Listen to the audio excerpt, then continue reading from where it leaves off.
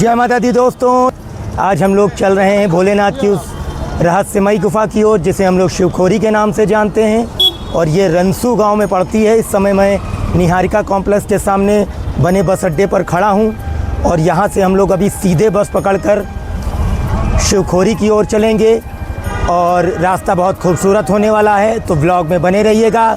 तो जोर से बोलिए हर हर महादेव। जय माता दी दोस्तों, अभी हम खड़े हैं कटरा में निहारिका कॉम्प्लेक्स वाले बस अड्डे पर।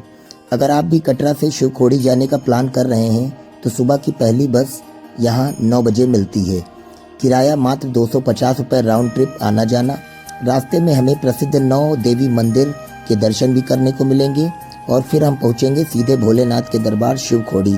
तो देर किस बात की, बैठते हैं बस में और निकलते हैं इस पावन यात्रा पर। तो बोलिए हर हर महादेव। हर हर महादेव गाइस। तो अब हम लोग शिवखोरी से थोड़ा सा पहले अभी हम लोगों की बस रुकी है जिसे हम लोग 9 देवी मंदिर बोलते हैं और यहाँ पर बस रुकेगी और यहाँ पे हम लोगों को 20 मिनट का समय दिया गया है और उस 20 मिनट में हम लोगों को जल्दी से माता 9 देवी के दर्शन करके वापस बस के पास आना है। तो जब भी आप यात्रा पे आएंगे तो इस पड़ाव पे आपको रुकना बहुत ही ज़्यादा ज़रूरी है और यहाँ से माता रानी के 9 पिंडियों के रूप में आपको दर्शन होंगे। तो चलिए दर्शन करते हैं, उसके बाद अपनी आगे की यात्रा की ओर अग्रसर होते हैं। तो जोर से बोलिए जयकारा शेरा वाली जीदा, बोल साचे दरबार की जय।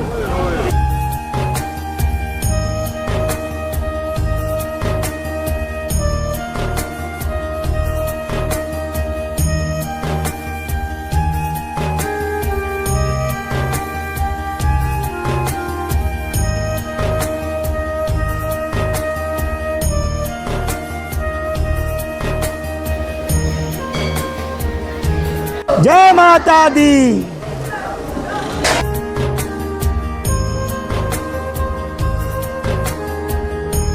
तो माँ के भक्तों, आखिरकार हम पहुँच चुके हैं माँ 9 देवी के दरबार में। आप देख सकते हैं कि इस पावन दरबार में यह एक बेहद प्राचीन और प्राकृतिक गुफा है। जैसे जैसे हम गुफा के अंदर जा रहे हैं, यहाँ का शांत वातावरण और यह अलौकिक ऊर्जा सीधे दिल को छू रही है। गुफा थोड़ी संकरी और ठंडी है, लेकिन यहाँ का एहसास बेहद अद्भुत है। और सामने देखिए, यहाँ पिंडी रूप में 9 देवियाँ साक्षात विराजमान हैं। आप सभी को घर बैठे माँ के इस पावन स्वरूप के दर्शन करने को मिल रहे हैं। कमेंट में जय माता दी लिखना बिल्कुल ना भूलें। अब 9 देवी की प्राचीन पिंडियाँ आपके सामने बस आने ही वाली हैं, तो दिल थाम के बैठिए, बहुत ही जल्द आपको दर्शन मिलने वाले हैं। बोलिए जय माता दी।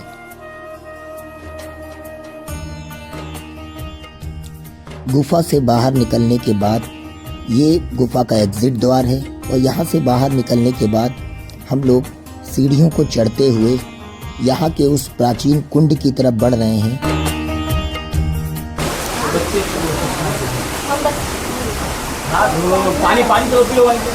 तो जैसा देख रहे हैं आप कि 9 देवी मंदिर में बहुत ही खूबसूरत यहाँ पर एक कुंड बना हुआ है, जिसमें कि मान्यता है कि जो लोग यहाँ पर आते हैं और इस कुंड का पानी अपने सर पर डालते हैं, उनकी मुराद माता रानी अवश्य पूरी करती हैं।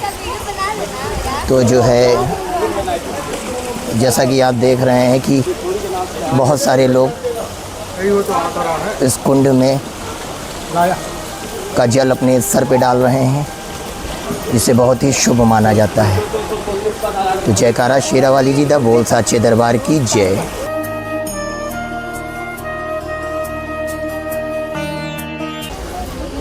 तो अब हम लोग अपने बस की ओर आगे बढ़ते हुए, और जैसा कि आप देख रहे हैं पीछे, ये देखिए लोग इसमें स्नान कर रहे हैं। और मान्यता है कि यहाँ पर एक बार स्नान करने के बाद आपको जीवन में कभी चर्म रोग नहीं होगा। इसलिए जब भी इस दरबार में आइए, यहाँ पर स्नान अवश्य कीजिए। तो ब्लॉग में बने रहिएगा। हर हर महादेव।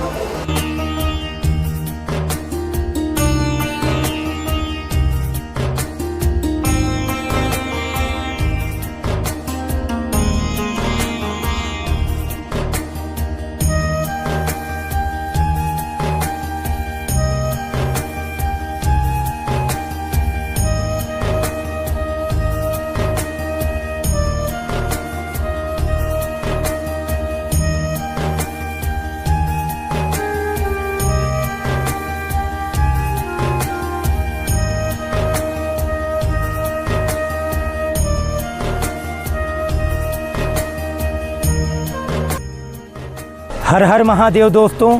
तो जैसा कि आप देख रहे हैं कि मेरे पीछे ये शिवम द्वार है जो कि शिवखोरी का स्वागत गेट है और यहाँ की अद्भुत हवा में हमें बहुत ही अच्छा एहसास हो रहा है। यहाँ पर चारों तरफ शिवमय भक्ति का माहौल है और बहुत ही कड़ी सुरक्षा के बीच ये यात्रा यहाँ पर संचालित की जा रही है।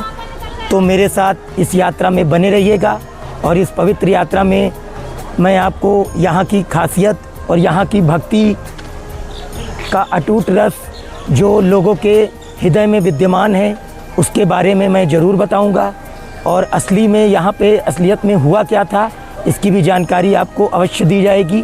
तो मेरे साथ बने रहिए। इस पवित्र और रहस्यमयी गुफा के दर्शन मैं आपको शीघ्र ही करवाऊँगा। तो चलिए चलते हैं और इस पवित्र चढ़ाई में मेरा साथ दीजिएगा। तो जोर से बोलिए हर हर महादेव। तो ये देखिए साक्षात गणेश मुखी पर्वत, इसे गणेश पर्वत भी यहाँ पे बोला जाता है। अगर इसको आप ध्यान से देखें तो ये गणेश भगवान के मुख की तरह लगता है और इसके आप अद्भुत दर्शन कर रहे हैं श्री गणेश जी के। इसलिए जो है इसे गणेश पर्वत भी कहते हैं।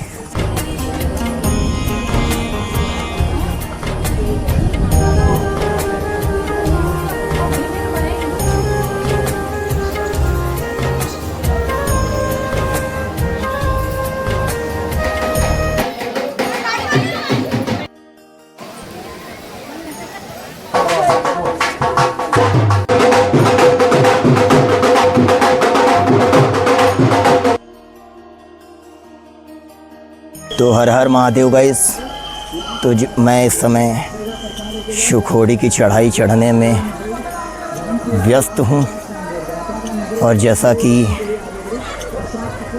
हमारे शास्त्रों में कहा गया है कि यहाँ पर जो है महादेव ने स्वयं जो है अपने त्रिशूल से एक अद्भुत गुफा का निर्माण किया था और उसी पवित्र गुफा में सभी देवी देवताओं ने एक बड़े समय तक वास किया और उसका कारण एक वृकासुर नामक दैत्य था जो कि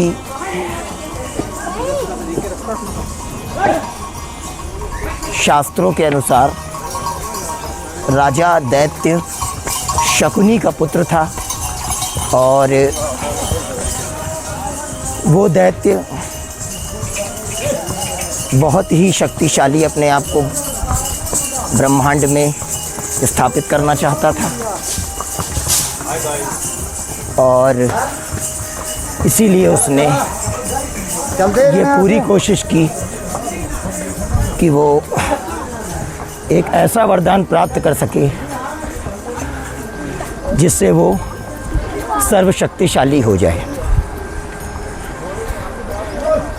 यही सोच में वो लगातार लगा हुआ था और केदार क्षेत्र में वो घूम रहा था।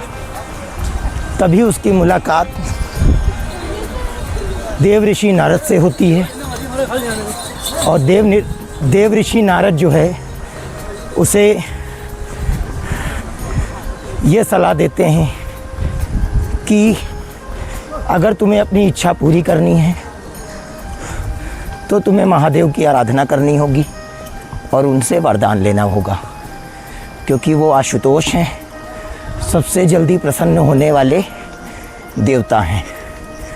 तो उसने महादेव की बहुत ही कठिन तपस्या की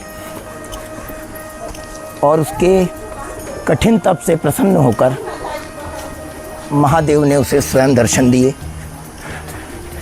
और उससे वरदान मांगने को कहा। और जब वो प्रकट हुए तो उस समय वो पूरी तरीके से भक्ति में लीन था और महादेव को प्रणाम करते हुए उसने उनसे यही इच्छा प्रकट की कि हे प्रभु, मुझे इस ब्रह्मांड का सबसे शक्तिशाली दैत्य आप बना दीजिए। तो महादेव हमारे ठहरे अवघड़दानी वो बहुत ही जल्दी जो है प्रसन्न हो जाते हैं। तो उन्होंने कहा मांगो वत्स, क्या वरदान चाहिए तुम्हें, शक्ति में क्या चाहिए। तो उसने वृकासुर ने कहा कि हे प्रभु, मैं ब्रह्मांड का सबसे शक्तिशाली दैत्य बनना चाहता हूँ और मैं चाहता हूँ लोग मुझसे भयभीत रहें। और मेरी कम बुद्धि के कारण लोग मेरा अपमान करते हैं और मेरे पिता भी मेरा अपमान करते हैं और वो ये कहते हैं कि तुम कभी कुछ कर ही नहीं पाओगे। और मैं सबको गलत सिद्ध करना चाहता हूँ। इसीलिए आप मुझे एक ऐसा वरदान दीजिए जिससे तीनों लोग मुझसे थर थर काँपें और मेरा कोई अपमान करने की भूल भी न करे। तो महादेव ने उससे कहा कि मांगो वत्स, क्या चाहिए। तो उसने कहा हे प्रभु, हे दया निधान, हे कृपा निधान, हे आशुतोष, अगर आप मेरी तपस्या से वाकई में प्रसन्न हैं तो मुझे एक ऐसा वरदान दीजिए कि मैं जिसके सर पर अपना हाथ रख दूं वो उसी क्षण भस्म हो जाए। तो महादेव ने ना आगे पीछे कुछ सोचा और उसे ये वरदान दे दिया कि वो जिसके ऊपर सर पे हाथ रखेगा वो उसी क्षण भस्म की ढेरी में तब्दील हो जाएगा। महादेव वरदान देने के बाद जब जाने लगे तो वृकासुर ने महादेव से कहा कि प्रभु, अभी आप यहीं रुकिए, पहले मैं इस वरदान की सत्यता की परीक्षा कर लूं और तब तक आप कहीं ना जाइएगा। महादेव ने उसकी ये भी याचना स्वीकार की और उन्होंने कहा कि ठीक है वत्स, जब तक तुम इस वरदान की सत्यता को पूरी तरीके से जान नहीं जाते हो तब तक मैं यहीं रहूँगा। उसके पश्चात वो पहले स्वर्ग गया और जैसे ही वो स्वर्ग के सिंहासन के पास पहुंचा, इंद्रदेव और उनके सभी दरबारी वहाँ से अंतर ध्यान हो गए और वो ये जान गए कि इसके सामने रहने का मतलब है भस्म हो जाना, क्योंकि वो वरदान ऐसा था कि उससे कोई का भी बचना नामुमकिन था। उससे देवी देवता, मनुष्य, गंधर्व, नाग, किन्नर, यक्ष कोई अछूता नहीं था। वो एक पूर्ण वरदान था कि जिसके भी सर पर वो हाथ रख देता वो उसी क्षण भस्म की ढेरी में तब्दील हो जाता। तो सभी देवी देवतागण भगवान विष्णु के पास पहुँचे क्षीर सागर में और उन्होंने वहाँ से याचना की कि हे प्रभु, हमारे देवों के देव महादेव ने देखिए एक ऐसा वरदान दे दिया है, इससे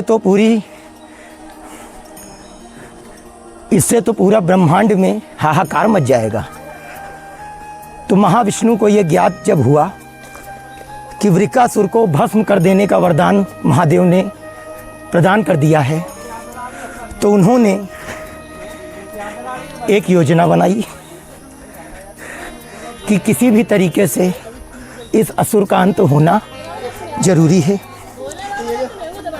और उधर वृकासुर जो है वरदान के अहंकार में कैलाश पर्वत की ओर अपने पैर बढ़ा देता है और वहाँ पर पहुंचकर वो ये देखता है कि माता पार्वती अपने सभी नंदी और गणों के साथ बैठी हैं। वो उनको देखकर उनके ऊपर मोहित हो जाता है और उन्हें प्राप्त करने के लिए स्वप्न में जीने लगता है।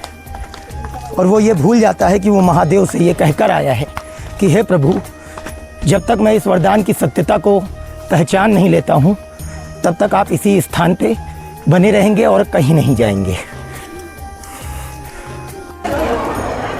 जब वृकासुर महादेव की ओर अग्रसर हुआ और सोचा उसने कि मैं महादेव को भस्म कर दूंगा, तो महादेव केदार क्षेत्र छोड़कर जम्मू के द्वीप रंसू गांव में यहाँ पर शिवखोड़ी नामक जगह पर आ गए और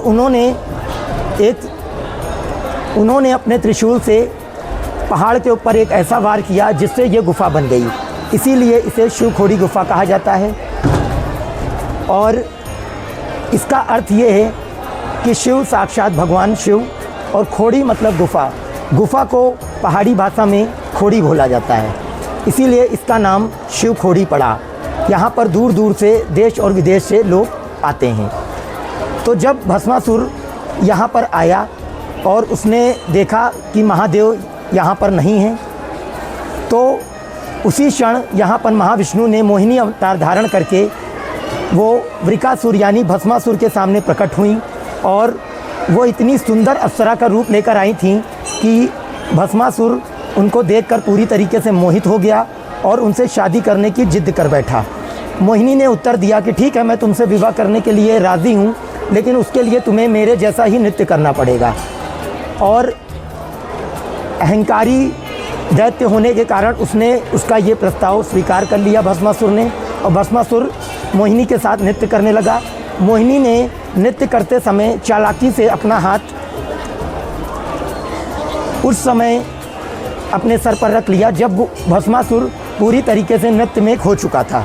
उसी क्षण जिस क्षण उसने अपने सर पे हाथ रखा, वो स्वयं भस्म की ढेरी में तब्दील हो गया और इसी के साथ उसका यहाँ पर वध हुआ। तो महाविष्णु ने एक बार फिर महादेव का साथ देते हुए इस ब्रह्मांड की रक्षा की और महादेव के हृदय में इसीलिए सदा विष्णु का वास होता है और विष्णु के हृदय में सदा महादेव का वास होता है।